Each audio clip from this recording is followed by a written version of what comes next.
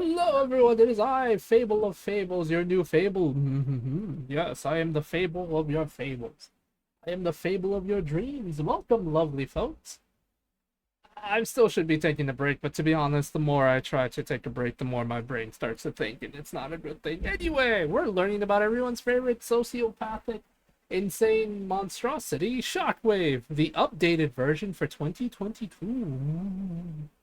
Seriously, guys, I know some of you do like Shockwave. I don't know why. He is a monster. And I'm not just saying that. He Jesus Christ.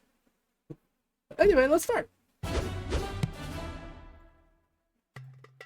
Rewritten after 5 years, this week it's an expanded, updated look at the basics on Decepticon mad scientist and cold-hearted master of logic, Shockwave. I don't know about the cold-hearted master of logic part. The toy that would become the original Shockwave was first released by Japanese toy company Toyco under the name Astro Magnum.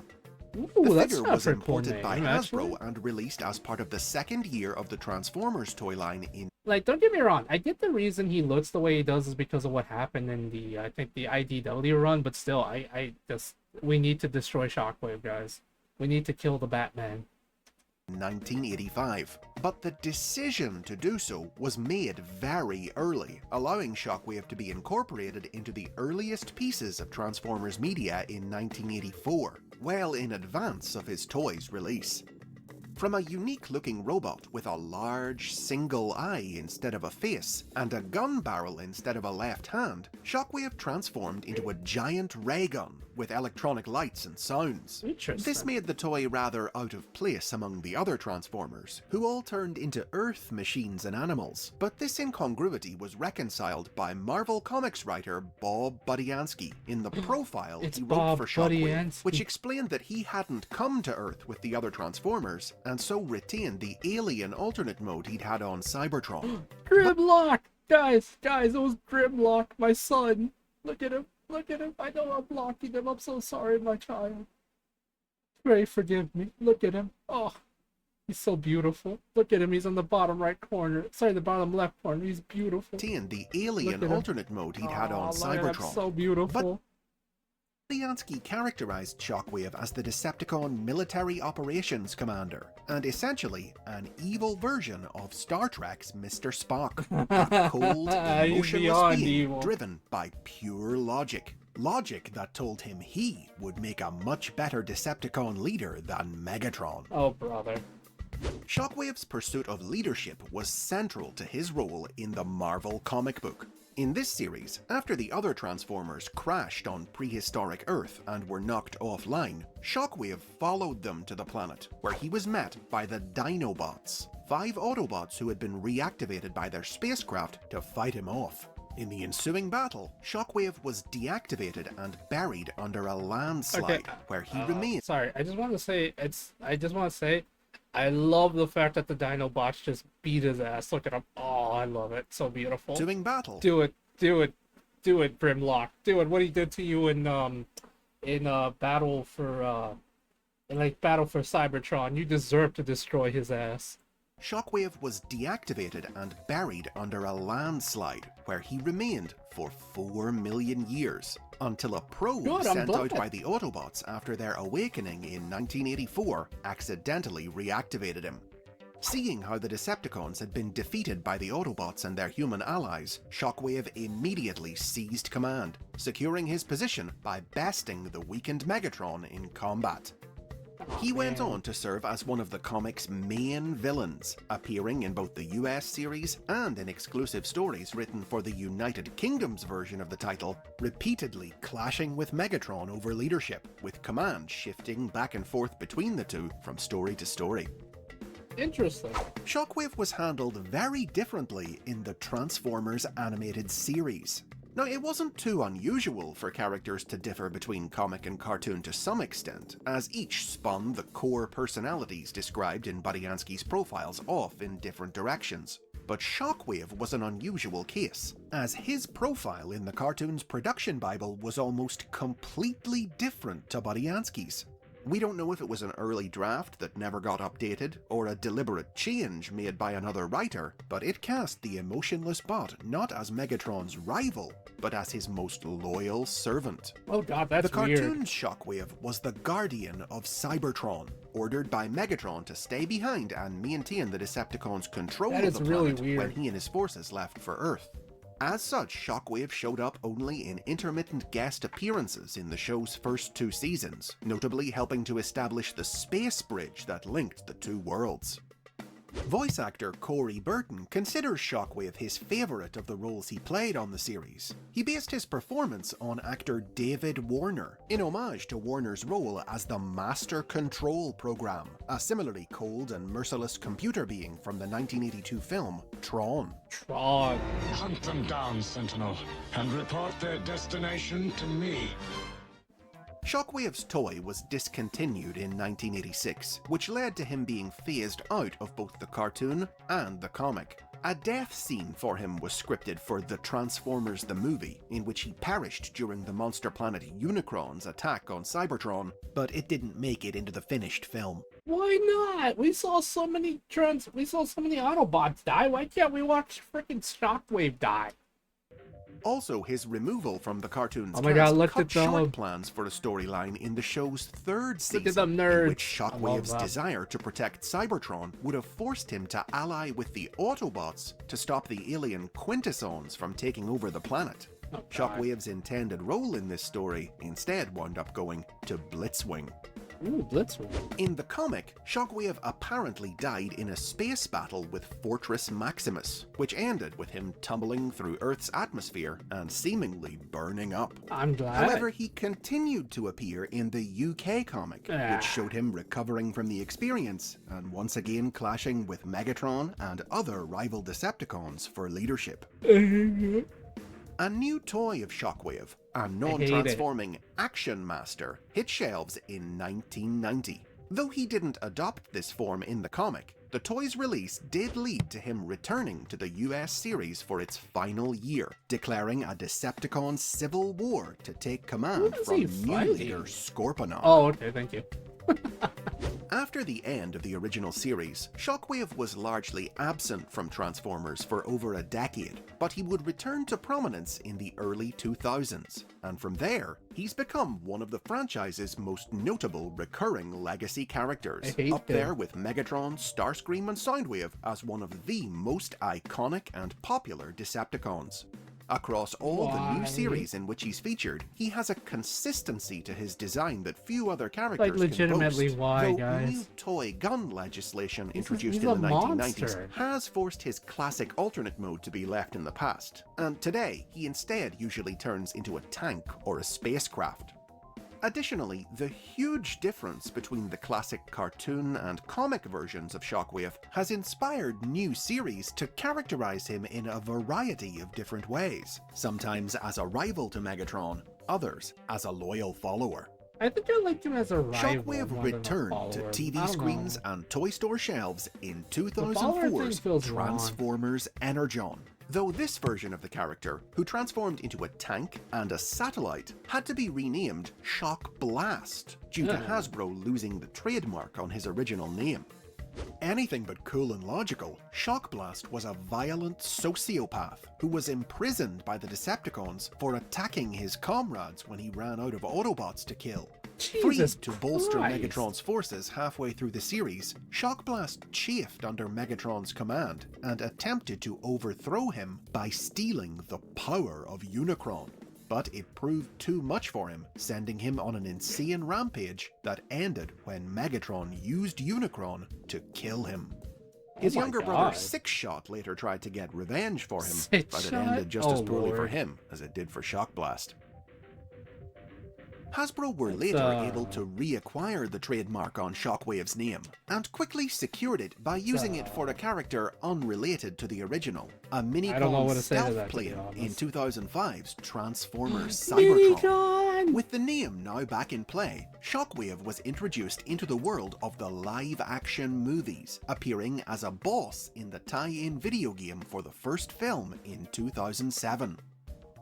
Of course, this appearance was ignored when, a few years later, he made the jump to the big screen in the movie's 2011 sequel, Dark of the Moon. Ancillary media explained that Shockwave had come to Earth a century ago and had been the frozen prisoner of the Russian government until freed by the Decepticons.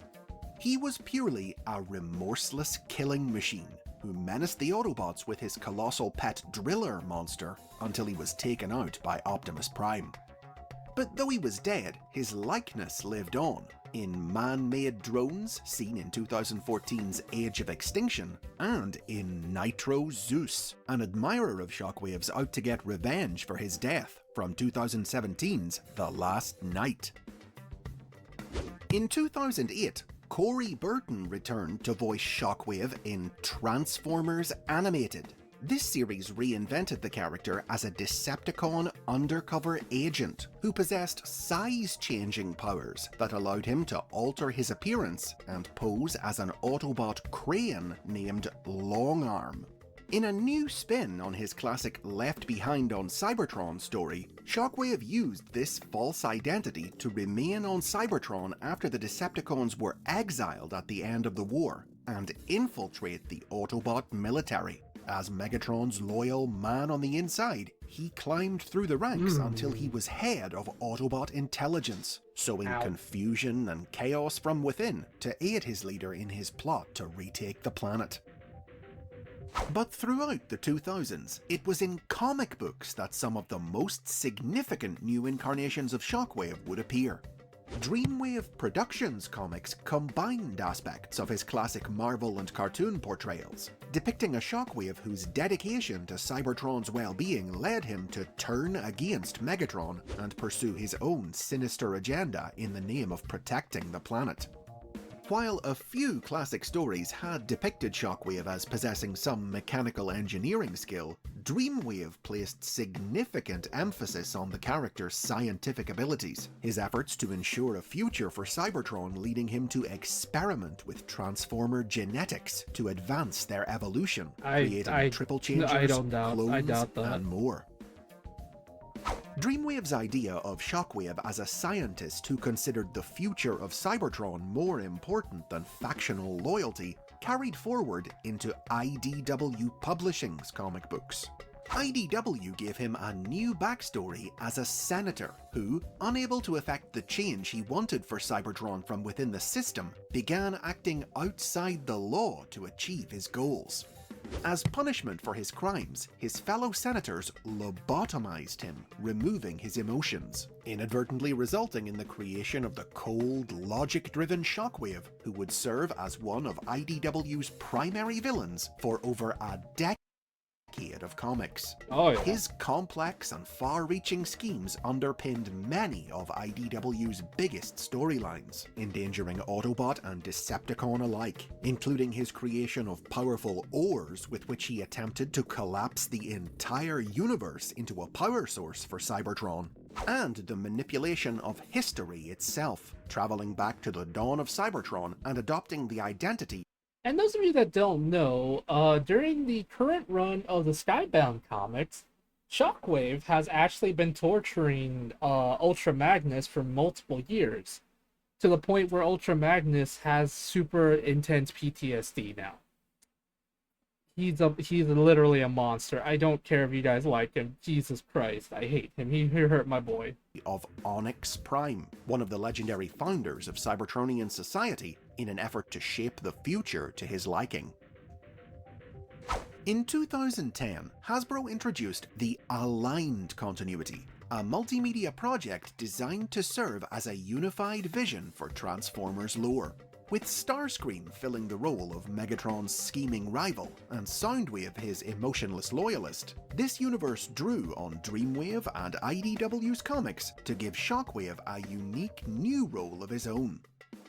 The aligned incarnation of Shockwave was Megatron's loyal, mad scientist, tampering with Transformer genetics and engineering horrors in his lab. In the video game Fall of Cybertron, twisted experiments he carried out on Autobot prisoners led to the creation of the Dinobots. And in the Transformers Prime animated series, he resurrected the prehistoric Cybertronian reptiles, the Predacons, by cloning them from fossilized remains. He would frequently butt heads with Starscream, who was terrified that the efficient and ruthlessly logical Shockwave would steal away his position as second in command. Oh.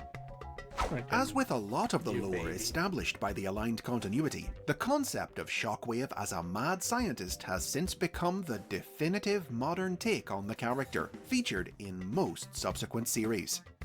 In 2018, in addition to making a cameo in the Bumblebee live-action movie leading the Decepticons on Cybertron in Megatron's absence, Shockwave also starred in Transformers Cyberverse, where he transformed into a spider-like walking tank. Why does His it scientific seem feats so in fair this for series him? included the creation of an army of drones cast in his own image, and the rebuilding of the damaged Decepticon Shadow Striker into a misshapen Frankenstein's monster-like form. Oh dear. Ultimately, he willingly gave up his life in an attempt to corrupt the life-giving Allspark with his own evil life force. Wow. 2019's Siege toy line gave Shockwave a spacecraft alternate mode that, if you looked closely, was really just his classic laser gun mode Yeah, turned I upside can down. see that. This toy earned him an appearance in Netflix's War for Cybertron cartoon, performing various cruel experiments, including draining the life forces of his fellow Decepticons to power their spaceship, the Nemesis. Shockwave also appeared in his Siege form in IDW's 2019 reboot of their comic books. In this universe, he once created a clone army for the mad tyrant Exarchon, and was later employed by Megatron to coordinate his military operations in the early days of the Decepticons' rise to power. Once famous for having two of the most disparate portrayals of any character in classic media, the 2010s have brought a consistency to Shockwave that seems only to have strengthened his position as a staple of the Transformers universe. Where Megatron and the Decepticons go, it's only logical that Shockwave will follow. And those are the updated basics on Shockwave. Rival for leadership, loyal follower, guardian of Cybertron, twisted scientist, which one's your favorite? I hate every version of Shockwave. He is a butt. Okay, well I don't hate him. I like him as a villain, but at the same time I can't. He's too evil. I want him to explode. Anyway, guys, if you like this kind of content, please do let me know. I'm gonna be watching the basics of Bumblebee updated for 2022. Even though, to be honest, Bumblebee is way too known. I don't know, we'll see. I kind of just want to do something, you know what I mean? Anyway, I love you, bye.